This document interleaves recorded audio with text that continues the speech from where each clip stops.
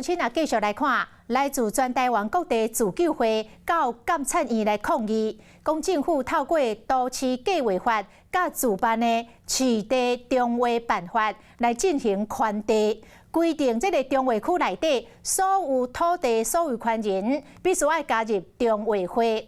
顶前的民众真气愤、真悲伤，靠倒伫个监察院的头前。讲政府用多数的暴力抢夺着人民的土地，因质疑政府甲财团挂钩，这个法条已经违反着宪法，因要求要废除市地中划法。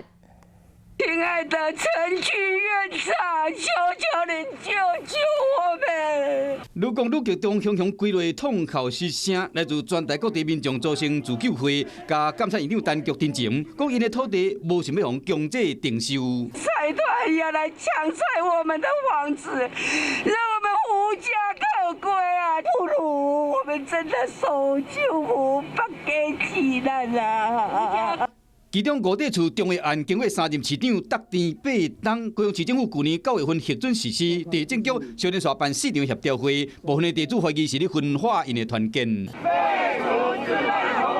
废除自然草案！自救会抗议，指控政府透过都市计划法以及自办市地中划办法进行扩地，硬规定中划区内底土地所有权人拢要加入中划会。互控制会员一半以上，也是土地面积超过总面积一半以上，相对于多数欺负少数，这个政府甲财团有挂钩。被自办这2个字被蒙蔽了，其实它根本就不是自办，它是政府跟财团建商